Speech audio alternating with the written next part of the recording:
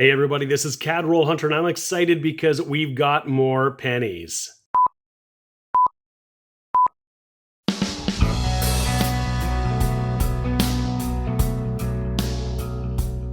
Hey everybody, this is James, and you're watching my channel, Cad Roll Hunter, and that's right, I got 20 rolls of pennies from the bank. I'm always excited when I get pennies. And I can't really see a whole lot because we've got these paper wrapped rolls that don't give us any clues as to what's inside. These two plastic wrappers tell us that we've got a lot of copper in here. The enders over here suggest we got a few newer ones, but likely some 70s and 80s in here.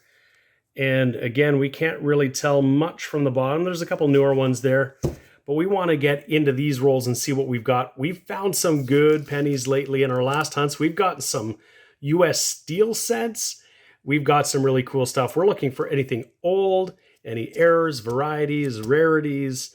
We'd love to see some King George VI. We would love to find our first King George V, and you never know. I think it's just inevitable at some point in time. If we keep looking, we'll find what we're looking for. So could it be these rolls? Maybe, maybe not. There's only one way to find out. Right off the bat, we're going to check out a 1985, and this is just the average blunt 5. We got to keep looking for that pointed 5. We found one before. We want to find another one, of course. Well, that didn't take too long. We got our first find already. It is a 1964. Roll number 2, we found an earlier Queen Elizabeth II laureate portrait. This one's a 1956. That's our second laureate portrait for the board. Still in roll number 2, and we've got a 1982 Denver. And I've already weighed it up, and it is copper. Of course, that means one of two things. It's either the large date, which is pretty common, or the small date, which is going to be extremely rare and valuable. We can already see that this is the large date, but I'll throw it under the scope. We'll get a closer look. Okay, there's our 82D large date. We can tell it's the large date because this 2 just comes in really a straight line. The small date really curves around and has a very pronounced bulge towards the end. If it was the 82D small date in copper, we'd be rich, but we're not. Last coin of the roll, it's our oldest Lincoln cent. It's a 1961. Of course, we're always keeping our eye open for some wheat cents that were issued right up until 1958. Roll number 3, and there is our third laureate portrait. Let's take a peek. Oh, and it's going to have a friend right behind it. That's a 64, and right behind it, another 64. Same roll, we got a beautiful 1976. I'll check that for a die rotation. I'll let you know if there is one. Otherwise, we'll move on. A couple of coins later, there's another 50s laureate portrait. This one, a 59. It looks like we got a good roll because there's another one behind there. This time, it's another 64. There may be a couple more in here yet. And I just turned the camera off too soon because the very next coin is another laureate portrait, another 64. We could see a lot of older edges in here, so I knew that we had a lot of older copper, but it's just hard to tell until you start getting into those rolls. Again, just another couple of coins in. We got a gorgeous 1978 here. And the very next coin, we've got a wheat cent, our first wheat cent. That's a 1952 Denver. That's a great find too. And a couple coins later, I don't know if we're getting somebody's collection here or what, but we got another really gorgeous 1970s coin. A few coins back, just another gorgeous one. Still working away, another 1964. Still in the same roll, another really nice 1979. This one looks to be uncirculated, but has a little bit of toning, which is really cool. Roll 5 is going to give us wheat penny number 2. We're going to have to flip it over to see what it is. And it's a 1956 out of Philadelphia. Same roll, another 1950s. This time, it is a 58. That's nice. And we got a 1974 right behind there with a fair amount of its mint luster still intact. Roll number 16, is this going to be another 1964? We'll find out. And it is, actually. Same roll gives us a pretty shiny 1984. That might be one worth setting aside with my BU rolls. And speaking of BU rolls, there is a really nice looking older Elizabeth. And what do we got? It's another really nice 70s, this time a 1977. Same roll, a nice looking 76. And right behind that one, a nice 1980. And just a little further back, young Elizabeth has come out. This time it's a 63. Well, we're going to have a dandy here. Look at this 1963. Lots of mint luster. We can see our good friend Queen Elizabeth. We'll want to check this and see if this might be a hanging 3. All right, I got it under the scope and I almost thought for a second I could see it, but as I rotate it, it's really just a scratch or some damage. There's no hanging 3 here, but that is a good one anyhow. So I've got a 1984 Lincoln penny here, and there's something very interesting going on at the top of this coin. It looks like there's sort of this crest here, some kind of a mint error of some sort here that's caused the cent to sort of ripple, and you can see the effect around these letters. I'm going to hold this one aside. I don't know what this is about. I'll try and see if I can find anything online about this, but that's an interesting find, and the coin itself is in actually really good condition. And just at the end of that roll, we've got another Elizabeth. This one is another 63, not nearly as nice as the last one. Roll number 9, we got another 1964. And just 2 coins behind that, we've got our first 1961 of the hunt. Roll number 10, it's not the best example, but this is a double 9. There's some doubling at the base of that 9. You might even see it at the base of that 7. It's at least a double 9, maybe almost a double 7-9. I'm just about to get into roll number 11, so it's the first one of this bundle. And these are different. We had a lot of these sort of homemade wrappers. And so in the first 10 rolls, we had a whole lot of copper and very little zinc and steel.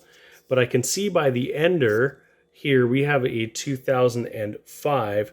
We didn't even have one coin that new in any of this. So this might be a bit of a different experience. We'll see what we get.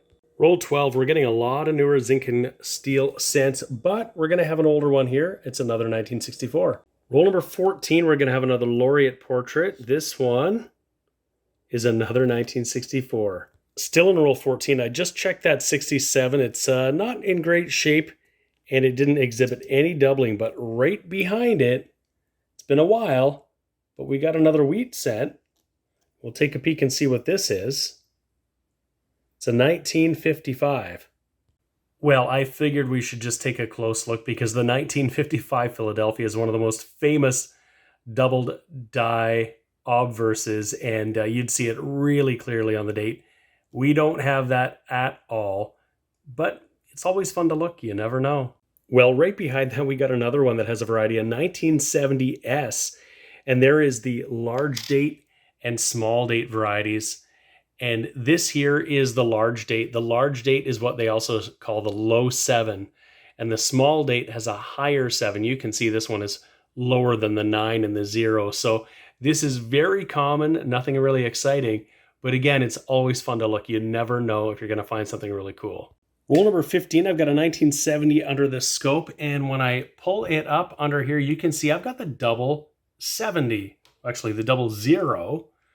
I flip it around a little bit, you can see that doubling kind of persists even with the lighting changing.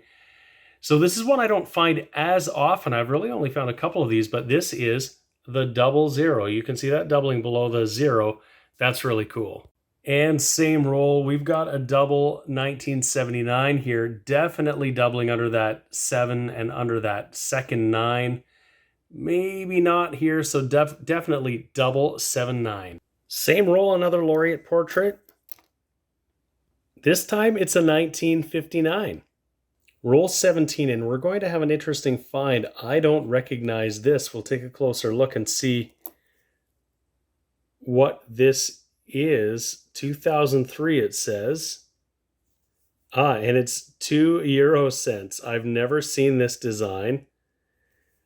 And I'll put on screen what country this has originated from. Interesting, 2 euro cents. End of that roll, we've got a 1969 double 9. You can just see a little bit of that doubling at the base of that 9 there. Roll number 18, I bring you in because we've got another laureate portrait find. Let's see what this one is. It is a 1957. That's our first 57 of this hunt. Roll number 19, we got another foreign coin. This is 1 cent from 1971 with a boar on it. And I don't immediately recognize it, so let's see what we got going on here. It's from Bermuda. Cool. So we finished that hunt, 20 rolls of customer wrapped Canadian pennies. As you can see, it was about 2/3 copper and about roughly 1/3 or a bit more steel and zinc cents. We did find some older American copper here and a couple of foreigns. We found that 2 euro cents from France from 2003 and that 1 cent from Bermuda from 1971. We found a few pretty nice copper cents here from 76, 77, 78, 79, 80. I'll take a look through those and see if there are any that are worthy of going into my rolls. And a couple of more modern. We found a few pretty nice 2002s here that I set aside. And a 94D, I want to check to see if that will upgrade in my American collection. In terms of our older finds, we didn't get anything in the 40s. We got no King George VI this time. But we did find a 56, a 57, a 58, a couple of 59s. We got some varieties too. We got that 69, which is the double 9. We got that 1970 with the double 0. We got a few 1979s with double dates. And an interesting 1984 I set aside just because it's got some kind of a issue along the rim that's kind of creating a ridge over In God We Trust. I want to look into that and see if that's like an identified variety, if it's just something interesting. That's all right. And we got some older stuff too. So we got some 61, a few 63s, including that one that still got cement luster on it. Got a bunch of 1964s.